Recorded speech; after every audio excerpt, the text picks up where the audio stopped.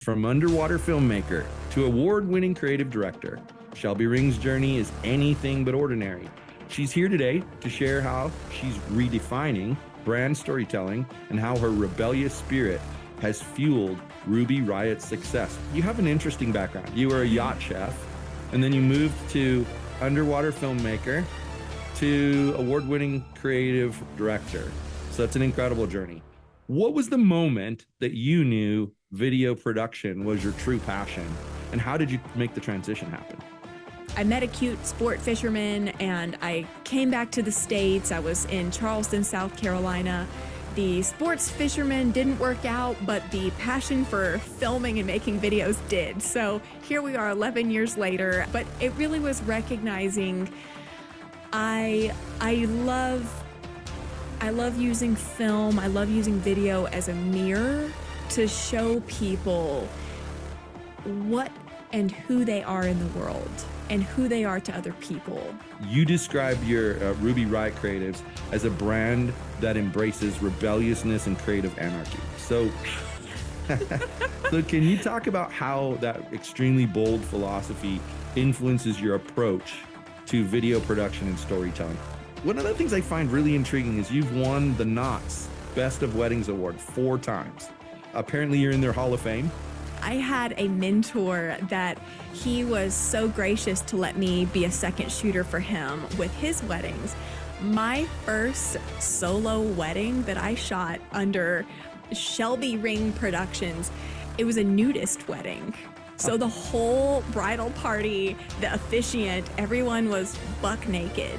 If your business journey was a movie genre, what genre would it be, and who's playing you in the movie? When it comes to production, it's like, oh wait, hair and makeup are a no-show halfway through a $15,000 shoot day. What do we do? And just knowing, for me, knowing how daunting it can be to be on camera and all the preparation that goes into. From underwater filmmaker to award-winning creative director, Shelby Ring's journey is anything but ordinary. She's here today to share how she's redefining brand storytelling and how her rebellious spirit has fueled Ruby Riot's success. Welcome to the show. Thank you so much for having me. I'm so stoked to be here. I'm really excited to have you. I think it's going to be a great conversation. So let's just dive right in. You have an interesting background. You were a yacht chef, and then you moved to underwater filmmaker to award-winning creative director. So it's an incredible journey. What was the moment that you knew video production was your true passion, and how did you make the transition happen? The joke is apparently I enjoyed filming fish more than I enjoyed cooking them. When I was working on sailboats and we worked in charter yachts in the British Virgin Islands, so beautiful part of the world, I had an aha moment when I was on a lunch break and I was free diving I had an old GoPro camera, I had the underwater housing, the whole shebang, but it was really the first time that I filmed. And then when I came back on the boat, I stayed up the entire night fumbling my way through iMovie on this dinosaur of a computer, but bringing these moments that I experienced underwater where I've tried to explain to my family back in the States, oh, it's amazing. There's tens of thousands of fish. You're going through, you don't know what you're going to run into.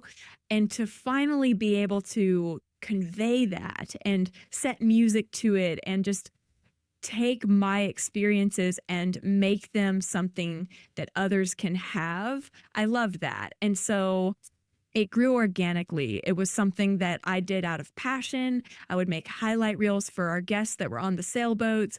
And the more momentum I had with that, other yachts used to approach and say, hey, could you do a ride along with us one day and do the thing you do where you like film the whole experience and we'll pay you? And it was such an organic thing of just community recognizing, oh, you're good at this. You're good at catching the energy. So I met a cute sport fisherman and I came back to the States. I was in Charleston, South Carolina. The sports fisherman didn't work out, but the passion for filming and making videos did. So here we are 11 years later, but it really was recognizing I love using film. I love using video as a mirror to show people what and who they are in the world and who they are to other people. And whether it's in the commercial space or it's a film on infertility or it's helping people that have certain challenges in life and the story of them adapting, I love that video can be so impactful, not only for the people consuming it, but the person that's on camera too. Feeling overwhelmed? Drowning into deuce? It's time to reclaim your life and transform your leadership. The Decentralized A-Team Handbook gives you the strategies to build a high-performing, autonomous team. Delegate effectively. Communicate with impact. Achieve extraordinary results. Yes, definitely. It's a different world and what's funny is at first, nobody really knows how to talk to a camera. And then after a while, if you forget that the camera's there, and it can happen, it's just so much easier. Like even right now, we're just having this conversation, it's being recorded, but neither one of us is really thinking about that. We're thinking about the conversation that we're having.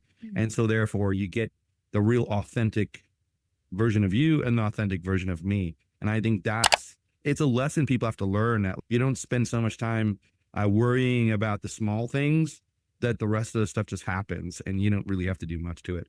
But one of the things I noticed in my notes is that you describe your Ruby Riot Creatives as a brand that embraces rebelliousness and creative anarchy. So, so can you talk about how that extremely bold philosophy influences your approach to video production and storytelling? Because it has to. Oh, beautiful question. So, yeah, starting my company in the South, in the Southeast, a culture that prioritizes tradition, and also being born and raised in Austin, Texas, where our city motto is keep Austin weird. Just growing up in the lens of you celebrate individuality and you celebrate what's the unique thing that someone appreciates, and having a spot for that in your mind. So I think that when we got into working with different companies, filming large events, what immediately stood out was I'm constantly questioning, why do we have to do things that way? Why is it that way? What's the why behind that? You tell me a great reason behind it and I'll get on board. But that seems inefficient, or maybe we could do it better, or gosh, I experienced that and that was a really daunting approach. What if we eased people in? So in our name, Ruby Riot Creatives, that riot is a commitment to always seeking to think outside of the box and challenge the norms, because perhaps they're there for a reason, absolutely, but can it be something that evolves as the way we consume data, the way that people's attention spans shrink and have turned into squirrel-like reflexes of retention? How can we still begin to make a splash? Squirrel attention span is interesting because I discovered that YouTube counts a view as 30 seconds. You have to give it 30 seconds of your attention to something before they'll count it as a view. And it doesn't sound like a lot of time when you think about the fact that there are people out there that are like, next, oh, I'll watch this one, next. It's just funny. Like the world has completely turned upside down when it comes to what people pay attention to. Or I always tell my wife, we're in a headline readers world these days and not so much the article readers world. So one of the things I find really intriguing is you've won the Knott's Best of Weddings Award 4 times. Apparently you're in their Hall of Fame. Yes, I think there's several years that we've gone after that, because Wedding Wire, we've cleared a decade of that best of for video. It's an ongoing process with it. So how does that experience in the wedding industry kind of shape your overall approach to creating immersive, impactful brand narratives? Oh, the joke about my title is that I'm the chief cat herder of video production and just being able to produce. And the reason that stuck was on wedding days, there's an itinerary and you're working with 15 vendors, however many different people in their realm of genius. But then your wedding parties, and especially in the South, it's anywhere from 10 people to 25 people when you have 8 and 8 bridesmaids, groomsmen, family members. So it really becomes you're just constantly herding moments, to try to catch the moments that matter and to track with your couple, track with the people that are on camera. And then you have to duck away because you have to set up sound and you have to set up your camera angles at some other part of the space that's half a mile away if you're at one of these old historic properties. So when it comes to the beauty of working with controlled brand campaigns, it just feels like such an amazing cakewalk because you get to slow down, be more thoughtful, and I get to set up hair lights so my person on camera stands out from their background versus often you don't have control of the venue, the lighting, the environments that you're working with. And so you're running and gunning. And the joke for me is I started filming with these teeny little GoPros, right? And you fit in your hand and you take them with you wherever you need to go. And yet the more that I've been inundated with the world of cinematography, the cameras and the bodies get larger and heavier. So I know in 2018, I was having chronic back pain because I realized I'm holding all these big cameras in front of me and I didn't have the upper body strength or the core strength to maintain free-handing and filming a wedding ceremony without shaking my hands for 45 minutes. And also the cap on that is I had to get into weightlifting so that I could have the stamina to do the line of work that we do. And I think that's a huge deterrent for why you don't see a ton of women-owned video production companies because the stuff's heavy. You're carrying tripods around. But I think when it comes to brand campaigns and how to differentiate, how to bring that creative spark, the ability to operate on the fly is everything. The ability to catch candid moments amidst the staff, especially when we're coming into an office and they have a staff of 25 people. It's catching the in-between exchanges when people are uninhibited and relaxed.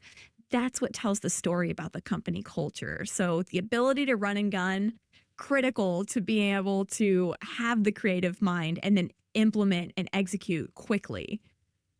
When it's a difficult thing to learn, like doing creative work for myself, we maybe do a video on a restaurant here in Vegas.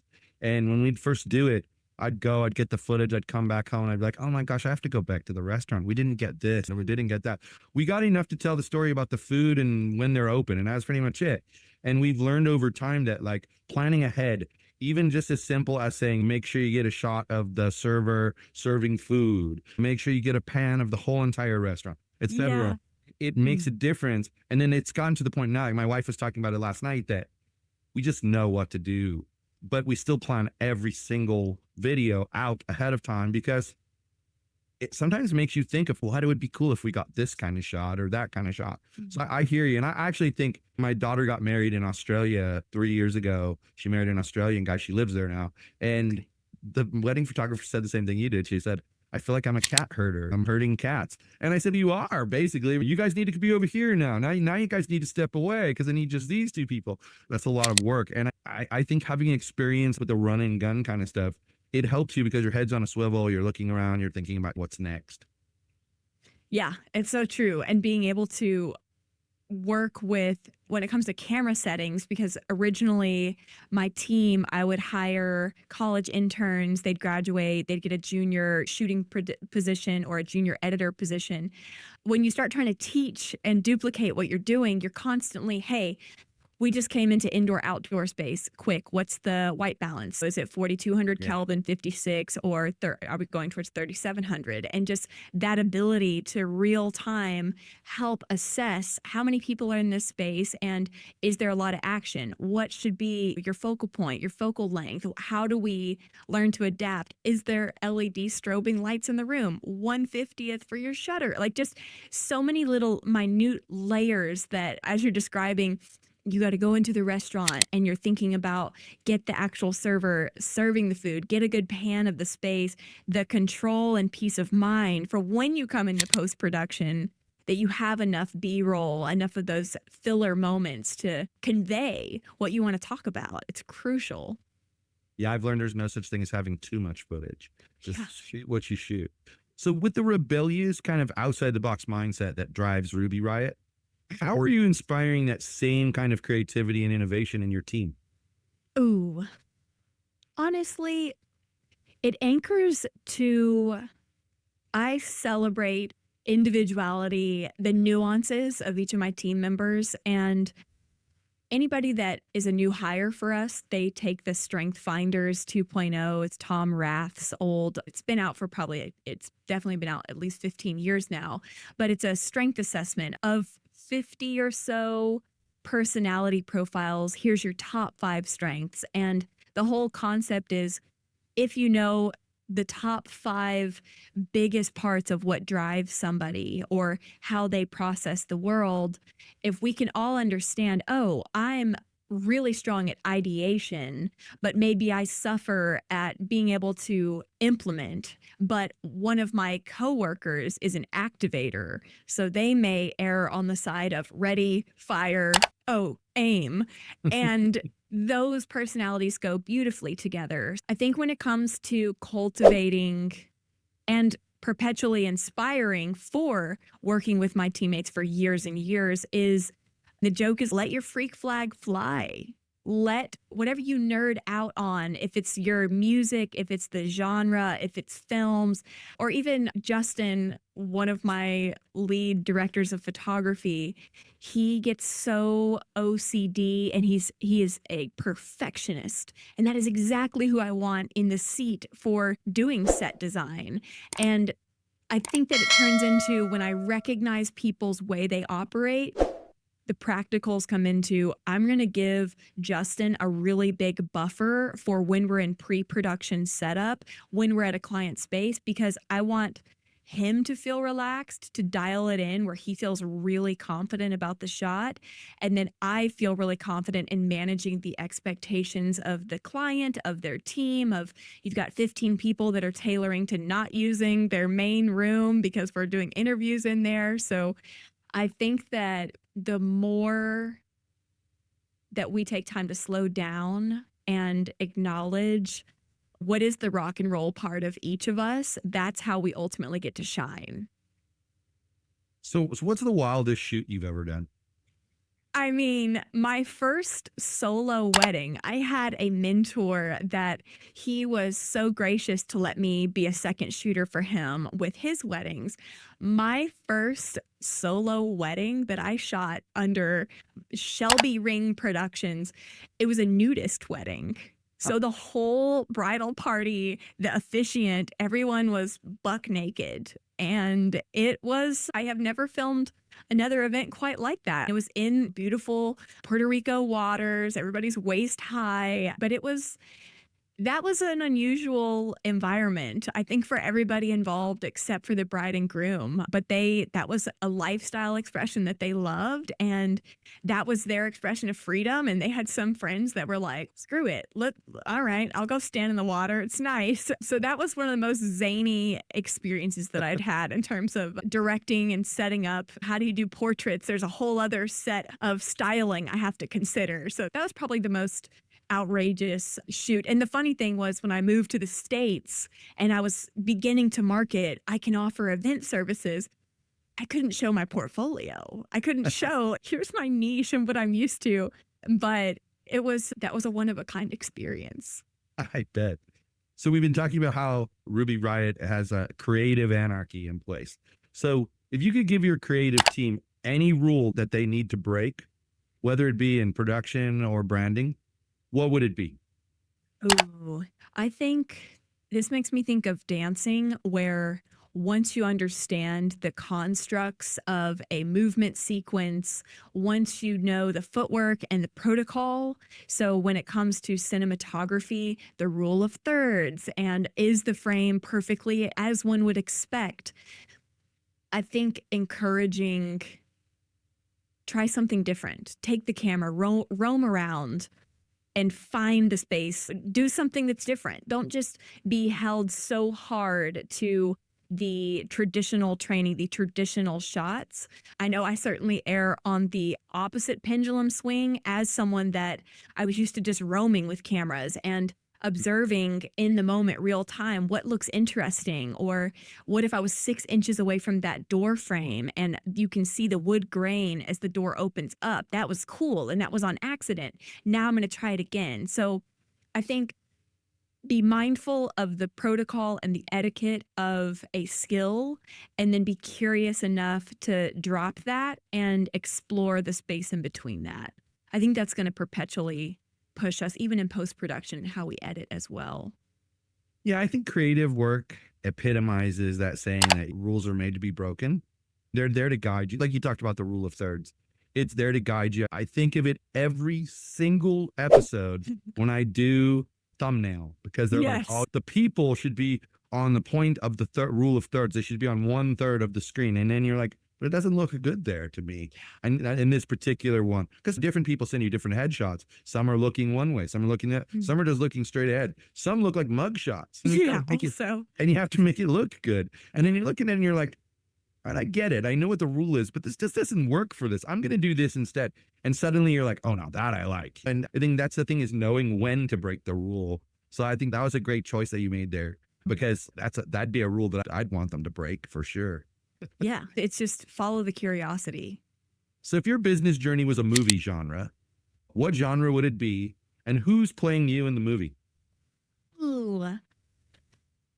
I think that the genre of, I think it would be a coming of age mixed with a thriller. Oh. Yeah, because I think that there was a lot of twists and turns. I know that if I was casting and writing the script of 22-year-old Shelby, I think that she had ideals that were very wholesome and a linear approach. And maybe I would cast, let's go with Scarlett Johansson. I feel like she has a beautiful range of how she performs and how she can go from put together 1950s housewife type of archetype into full superhero, being able to deny her impulses and just be this killing machine. I think that the story was one of expecting life to have a certain white picket fence involved, and the reality of it was anything but that. And that rebellious part of my story, and ultimately how we're of service to people on the other side of the rebellion, is the biggest boatload of compassion, because I love getting to meet people that maybe they appear abrasive on the outside, or how do you have so many piercings in your face? How do you have these tattoos? What is the thing? And then you realize that perhaps those are their landmarks in their story, and maybe they're a beacon, maybe they're an anchor in what they went through, or something that reminds them this is the direction I want to go in life. So I think it would be a coming of age story with Awesome. starring Scarlett Johansson. Awesome. No, I like it. I think sometimes people have a hard time answering a question like that, but you did a great job with that. Being able to think about who would play you in a movie is always an interesting question to ask. What I always find humorous about that is a lot of people will pick a person, an actor or an actress who's like extremely attractive, and then they'll say, I don't know. And then you think to yourself, that's who came to mind. Like, use that person. So you were living a quieter life as a yacht chef, and now you're in this industry, this creative, high energy, which seems to be a perfect fit for you. Do you ever bring a bit of that old yacht life into your current day-to-day? Oh, yeah. I think that it was, even when you're sleeping, so the types of boats that I worked on, people always ask, oh, is it like below deck? But the operations I worked on were 45 to 65 foot sailing catamarans. So the two hulls, they have the galley in the middle of them. But it's just captain and chef / first mate. The scope of people and responsibilities, because my context was going from a third mate, second mate to first mate. And then it was, can you make a grilled cheese and help your captain? Because that was the first and foremost thing. They'd fly chefs down from the States, and they were completely incompetent with a galley kitchen. It's like glamping. There was never a dull moment, even when you're sleeping. One of the boats I worked on, the generator would it would get overpowered and it would start to shut down. And so in the middle of the night, you could hear the generator go, And we had 15 seconds to bust out of our coffins or our forepeaks at the front of the boat, come out of the ladder, haul butt down the side of the boat, go into the galley, and then shut the kill switch. Otherwise, it would fry the circuit board, and our guests wouldn't have AC. We wouldn't have a refrigeration. Just total nightmare. One of the boats I worked on, we got struck by lightning the second day that we were out. And of course, they were gluten-free, paleo, a half pescatarian, like just crazy. Everything needed to be refrigerated. And so working on a timeline of all my greens are going to rot. So how do I maximize this, all the food that we've provisioned? So when it comes to the world of video production and producing and the ability to think on the fly and keep a cool demeanor, because as crew on a boat, people look to you and your response to figure out how severe is being struck by your boat being struck by lightning and your autopilot being totally lost. So when it comes to production, it's, oh, wait, hair and makeup are a no-show halfway through a $15,000 shoot day. What do we do? And just knowing, for me, how daunting it can be to be on camera and all the preparation that goes into, as a company, being in that role for a day, for 2 days, 3 days.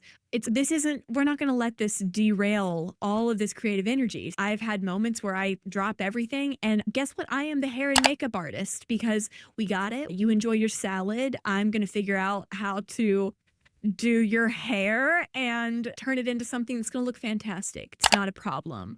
The ability to quickly respond and perpetually maintain a state of ease so that people feel comfortable, because when we are in our realm of being of service, we're the thermometer of, okay, should I be nervous? What do you mean this isn't happening? Or we lost the bouquet. Where's the bouquet on the grounds?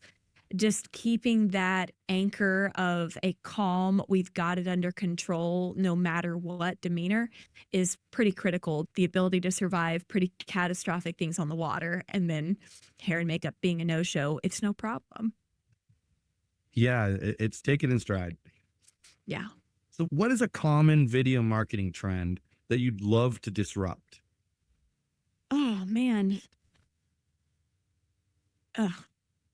I would love to disrupt the 15-second attention span, the way we are junk food consumers of content. I would love to drop the trend of influencer marketing. It's something beautiful. The ability to tell stories, to generate substance is at everyone's fingertips now. If you have a camera phone, you could be someone who is preaching on your soapbox. I think it would be so beautiful if there was checks and balances of just context for people that are sharing information, if there was some logic or citing facts. I know it seems like comments these days become war zones because everybody's, what are you talking about? Where's your source for this? I think particularly for the younger generation, I can't fathom being a preteen and having access to the world on my smartphone with no breaks. There's always fail safes, but just how fail safe are they? I just think of the algorithms, and if there was any way to disrupt the ability for AI to be so effective at fixating on people's trends and exploiting weaknesses, exploiting thought processes, conversations. I think that if people don't recognize, if you're a part of a network and you don't pay for the service of it, you are the product.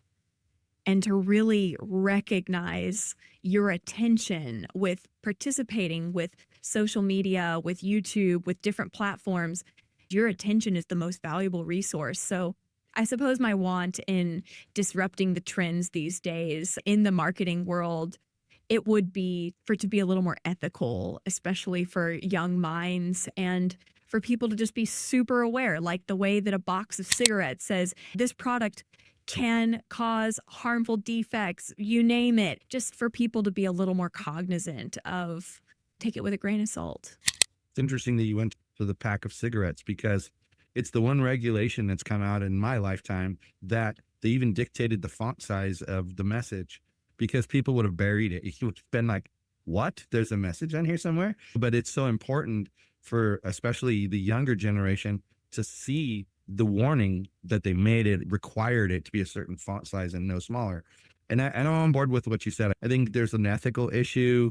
I actually went to a conference back in April where someone spoke and said that AI is now ready to be your video producer. Sorry, it's not.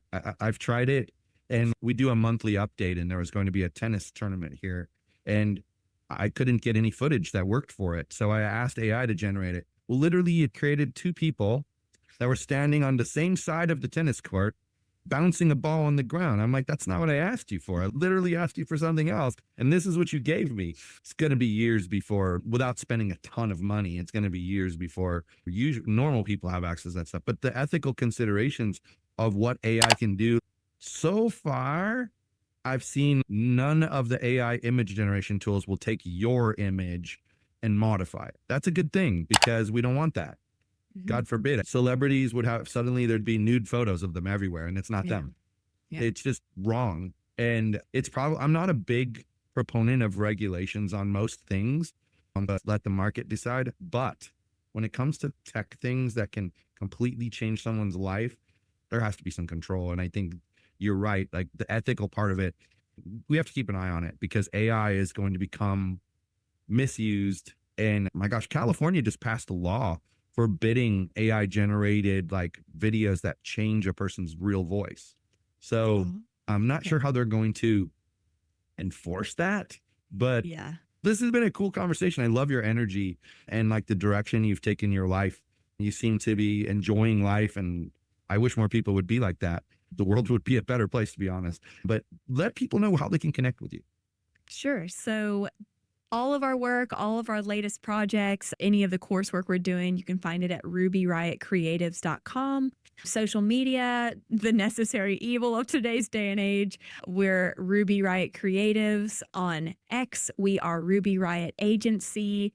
And that's the easiest way to get plugged in. We have a masterclass that we are launching right now that is an offer they can't refuse, the art of being on camera. And it's also the Godfather film inspired. It's very playful. I dress up like Don Corleone. I talk like this, and you want to hear all the messages. It's a lot of fun. It's specifically for introverted male tech founders. So if the last place that you want to be is on camera, this is the course for you to shake the nerves. It's everything that your marketing director fails to tell you every time that you do one of these projects, and ultimately lead your experience of being in the spotlight. So that's the biggest bread and butter of what we're up to. Awesome. I encourage listeners to go check it out. And again, thank you so much for taking the time to be here today. I know it's hard, especially on a Friday, to sit down with somebody and have a conversation like this. So I really appreciate it. Thank you for your time. Awesome. Thanks everyone for being here for another episode of Gaining the Technology Leadership Edge. We have new episodes every Wednesday, 8 a.m. Pacific time. Hope to see you back here next week for another engaging conversation.